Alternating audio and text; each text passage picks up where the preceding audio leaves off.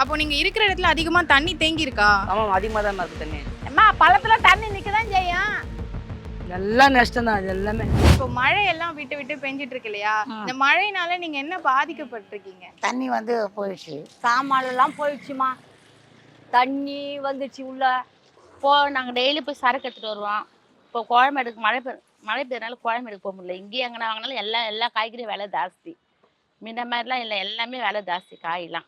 காலையிலேருந்து மழையாலே அப்படியே சார் அப்படி அப்படியே ஃபுல்லாக எல்லாம் நஷ்டம் தான், அது எல்லாமே. இதான் காய் வியாபாரம் தான். 10,000 வைக்கிறேன்னா ஒரு 3,000 4,000 என் காசு போயிடும்.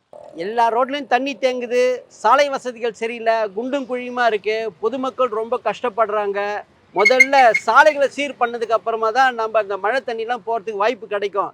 மழைநீர் வடிகால் வாரியம் பண்ணுறேன், மழைநீர் வடிகால் வாரியம் பண்ணேன்னு சொல்லினே இருந்தால் போதாது. அதை முடிச்சுட்டு அதுக்கப்புறமா தான் மற்ற வேலையை பார்க்கணும். அதை விட்டுட்டு மழை நேரத்தில் போயிட்டு மழைநீர் வடிகால் வாரியம் பண்ணுறன்றது சாத்தியக்கூறே கிடையாது. இவ்வளோ தண்ணியில் நடக்க முடியல. ஒரு வெளியே வரணுன்னா பஸ் ஏறினா கூட முடிய மாட்டேங்குது. நாங்கள் பெயிண்டிங் வேலை செய்கிறோம். இந்த மழையால் கொஞ்சம் பெயிண்டிங் வேலைலாம் இல்லை. அதனால் ஒரு வாரமாக எங்களுக்கு வேலை இல்லாத ரொம்ப சாப்பாடு கூட ரொம்ப கஷ்டப்படுறோம். கஷ்டப்பட்டு தான் வாங்கிட்டு வந்து தான் ஆகணும், வியாபாரம் பண்ணி தானே ஆகணும். டெய்லியும் போய் மழையில் நனைஞ்சிட்டு தான் வர்றோம், நனைஞ்சிட்டு தான் வேலை செய்கிறோம். ஒரு 2 நிமிஷம் 3 நிமிஷம் மழை பெஞ்சாலே நிறைய தண்ணி தேங்கிடுது. போய் பக்கத்தில் இப்போ கூவத்துல பக்கத்துலலாம் பார்த்தீங்கன்னா அவ்வளோ பெரிய அந்த இது இருக்குது. ரோட்டில் மெயின் ரோட்டில் தண்ணி நிற்கிது. அந்த நிற்கிற தண்ணி கூவத்துக்கே போக மாட்டேங்குது. அந்த அளவுக்கு மோசமாக இருக்குது. இப்போ நீங்கள் போனீங்கன்னா கூட பார்க்கலாம், கூவ ரோட்டு மேலே தண்ணி இருக்கும், கூவத்துக்குள்ளே ஒரு 10 அடி வித்தியாசம் தான், அதுக்கு தண்ணி போக மாட்டேங்குது. அவ்வளோ மோசமாக இருக்குது. ட்ரைனேஜ் ப்ராப்ளமாக இருக்குது இந்த மழையால். வண்டி போக்குவரத்து டிரான்ஸ்போர்ட் ரொம்ப கஷ்டமாக இருக்குது. பூ அது இன்னைக்கு வாங்குற பூ இன்னைக்கு வித்தாதான், நாளைக்கு இருந்தால் வேஸ்ட்டு தான். இந்த மழையிலயும் நீங்க இப்படியே உட்கார்ந்துட்டு இருக்கீங்களே, இருக்கேன், என்ன பண்ணுறது? சாப்பிடணும்ல, வயிற்றுக்கு பார்க்கணும்ல, அதுக்காக உட்காந்துருக்கோம். சும்மா தான் உட்காந்துக்கிறோம். நாங்கள் வியாபாரமே கிடையாது. தண்ணி இனி அடிச்சிச்சுன்னா ரொம்ப கஷ்டம். அதுமாதிரி 28ஆம் தேதி வரைக்கும் இருக்குதுன்னு சொல்கிறாங்க. ஏன்னா கடவுள் தான் காப்பாற்றினா எங்களை. இப்போ இளநீர் வியாபாரம் பண்ணுறேன். வெயில் காய்ச்சல் தான் வியாபாரம். மழை பெஞ்சால் வியாபாரம் கிடையாது. அதனால் காயெல்லாம் நினச்சிட்டாக்கா டேமேஜ் ஆகிடும். அதாவது காம்பெல்லாம் கொட்டிடும், அழுகி போயிடும். அவன் தானாகவே வெடிப்பு விட்டுரும் சிவப்பெல்லாம். ஒரு காயுடைய விலையா 60 ரூபா. அது 10 காய் போச்சுன்னா 6 ரூபா போச்சு. இதுவும் வருமானமும் இல்லை, வியாபாரம் தள்ளி தான். இந்த மாதிரி விட்டு விட்டு மழை பெய்யறதுனால நினச்ச இடத்துக்கு நினச்ச டைமுக்கு கரெக்டாக போக முடியல. ப்ளஸ்ஸு வெஹிக்கிள்ஸ் வச்சுருக்கவங்க, கார் வச்சுருக்கவங்க, அவங்க அதிகமாக பாதிக்கப்படுறதில்ல. லோயர் மிடில் கிளாஸ், சின்ன சின்ன கடைகள், சிறு வியாபாரிகள், இவங்கெல்லாம் வந்து பாதிக்கப்படுறாங்க. அவங்களோட வியாபாரம் அஃபெக்ட் ஆகுது, அவங்களுக்கு தினப்படி வருமானம் அஃபெக்ட் ஆகுது.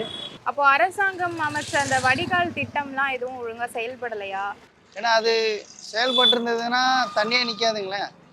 தண்ணியோட இயற்கையான தன்மை என்னன்னா, மேட்லேருந்து பள்ளத்துக்கு போகிறதா இயற்கையான தன்மை. அதுவே ஆகலையே. ஒரு அவசரத்துக்கு கடைக்கு போக முடியல. தண்ணி போச்சுன்னா காவை அடுப்பாச்சுன்னா அவர் எடுத்தா உடனே ஆளுங்க வர மாட்டேன்றாங்க. ஃபோன் பண்ணால் 2 மணி நேரம் 3 மணி நேரம் ஆகுது. வராங்க, லேட்டாக வராங்க. இப்போ அரசாங்கம் அமைச்ச அந்த வடிகால் அமைப்பு திட்டம் வந்து செயல்படுதா இல்லையா? இல்லை, கொஞ்சம் லேட் ஆகுதுமா. தண்ணி போவா, இவ்வளோ தண்ணி வருது இல்லை, அதனால கொஞ்சம் லேட்டாக ஆகுது. அது வரைக்கும் நாங்கள் நின்றுங்கிறோம் குளிரில். தண்ணி இருக்கிறதுனால தான் கொஞ்சம் சரி பண்ணுறாங்க. அப்போ வெயில் அடிக்கும் போது எதுவுமே கவனிக்க மாட்டுறாங்க.